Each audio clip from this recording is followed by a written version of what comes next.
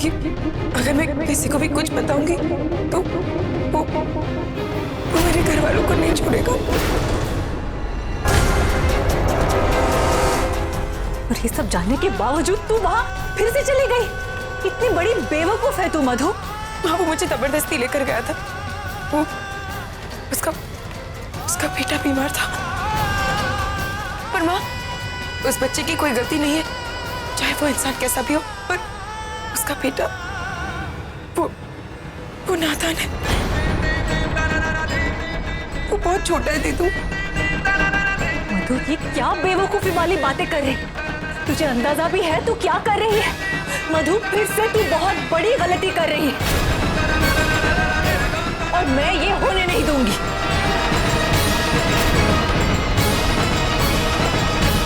चल मेरे साथ, अभी चल। हम अभी पुलिस स्टेशन जाकर कंप्लेंट लिखवा देंगे। चल। हाँ मधु, वो बहुत खतरनाक इंसान है। तुमने उसे खुद लोगों को गोलियां मारते हुए देखा है ना, वो कुछ भी कर सकता है। चलो मधु, चल मेरे साथ। नहीं माँ तो समझ नहीं रही है। दीदू, हम ऐसा नहीं कर सकते क्योंकि वो आर्यन मुसीबत में आ जाएगा। हाँ माँ, बस मुझे कोई नुकसान नहीं पहुंचाया ना, तो बस हम ये सब कुछ भूल जाएंगे और सोचेंगे ऐसा कभी हमारे साथ कुछ नहीं हुआ। माँ, मैं उन लोगों को दोबारा कभी नहीं मिलूंगी, प्लीज माँ। हाँ ठीक है, जो ठीक लगे तू वही कर। बहुत बड़ी हो गई है ना तू। नहीं माँ, पर औलाद जितनी बड़ी हो जाए वो ये याद रखे कि वो खुद इस धरती पर नहीं आई थी। आना उसे मां के सहारे ही पड़ा था।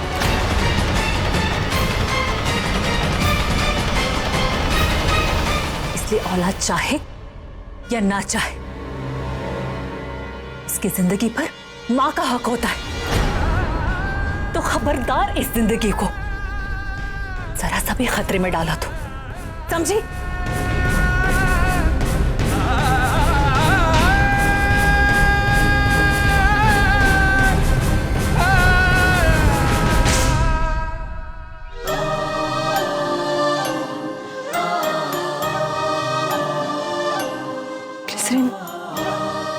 आरके के साथ क्या हुआ? दीदू, मैं उस बारे में कोई बात नहीं करना चाहती।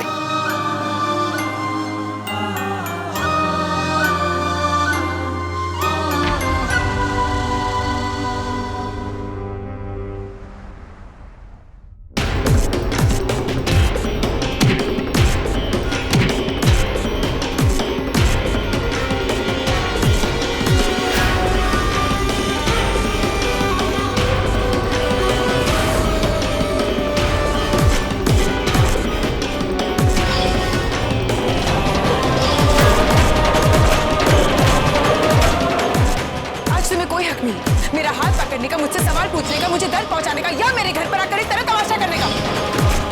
तुम उसे मुझसे ज्यादा दिनों तक नहीं छुपा पाओ। अगली बार अपनी भड़ास निकालने के लिए यहाँ मत आइएगा। तुम्हें जेलस फील हो रहा है ऋषभ कुंद्रा को।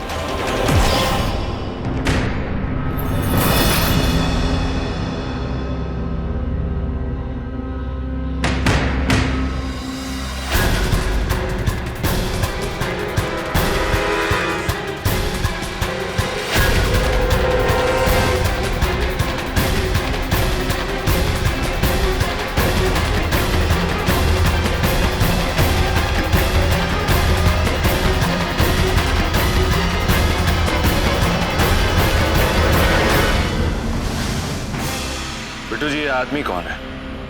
पता लगाइए।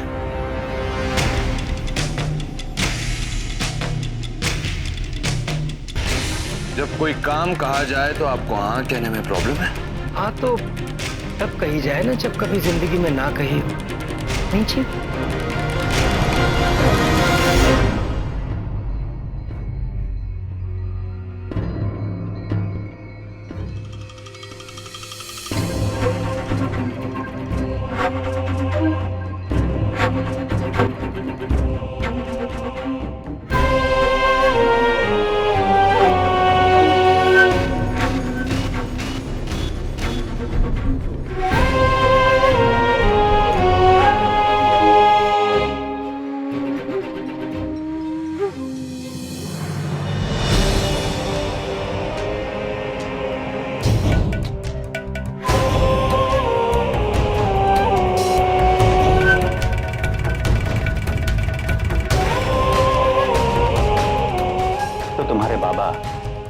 हमसे कितना वजन उठवाते हैं?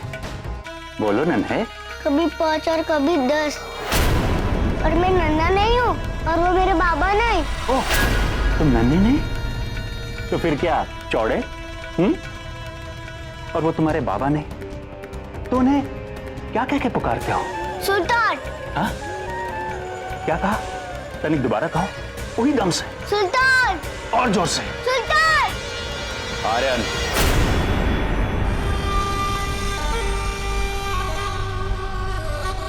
अपने कमरे में।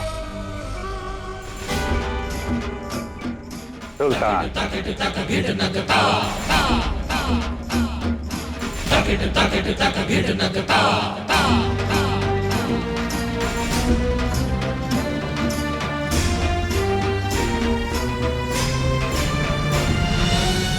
समय से पहले आए हो भुजंग।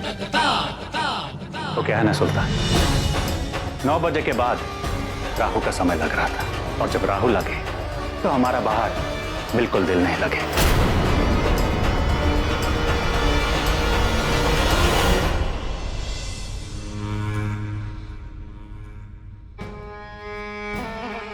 तो सुल्तान, हमारे नए मालिक बनने के बाद आप हम सबसे पहली बार मिल रहे हैं, तो नियम अनुसार एक छोटा सा भाषण दीजिए और हम सबको बताइए कि हम आपको किस नाम से पुकारें। मालिक, भाई या फिर बॉस?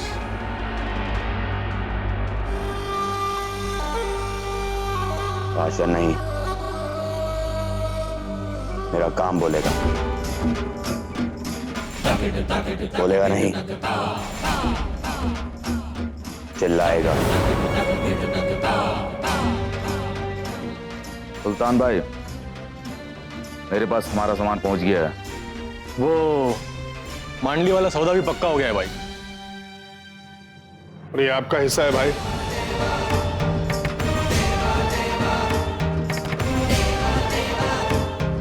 शुरू कीजिए।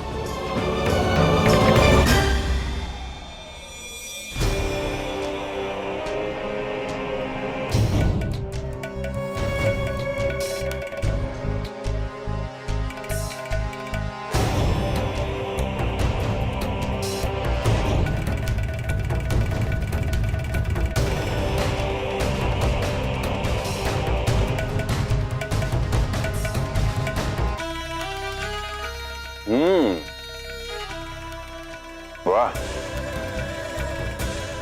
वाह सुल्तान, बहुत ही बढ़िया खिचड़ी पकाई।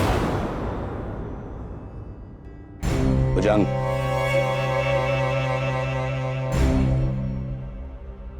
अब बता, माल का क्या है? माल का क्या है सुल्तान? हम तो पार्टी को मना करते हैं।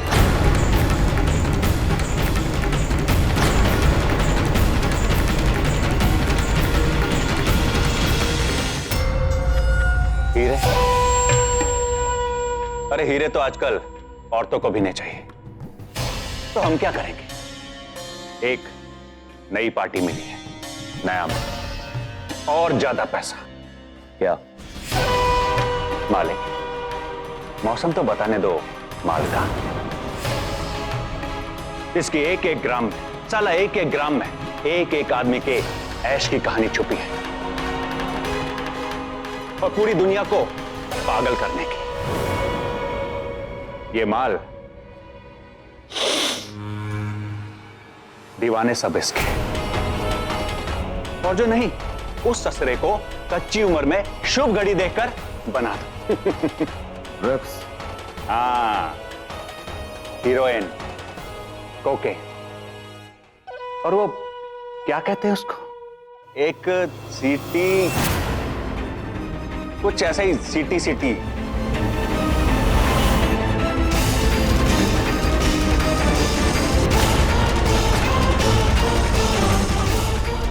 सुल्तान, अरे क्या हुआ सुल्तान? अरे सुल्तान, गुस्सा हो गए क्या सुल्तान? अरे हुआ क्या सुल्तान?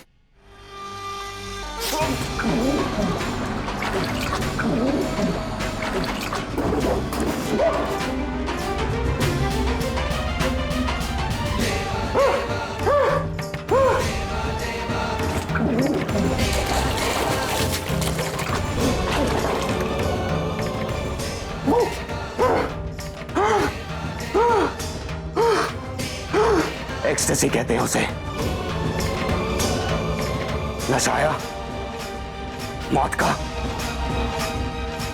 ड्रग्स का नशा भी मौत है, बर्बादी।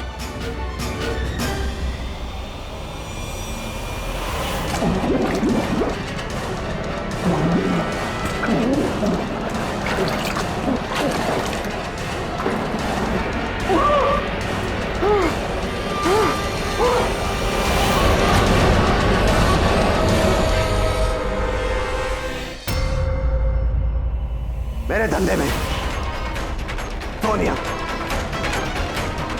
पहला, ड्रग्स को हाथ नहीं। हम सबके घर बच्चे, तो दूसरों के बच्चों को चोट नहीं। मैं इस जहर को इस शहर में कभी नहीं आने दूंगा। हम उन्हें चोट पहुंचाकर उनसे पैसा कमाते हैं जो दूसरों को चोट पहुंचाते हैं। हराम की कमाई नहीं। सुल्तान, तूने दो नियम बोले थे, एक ही, दूसरा क्या?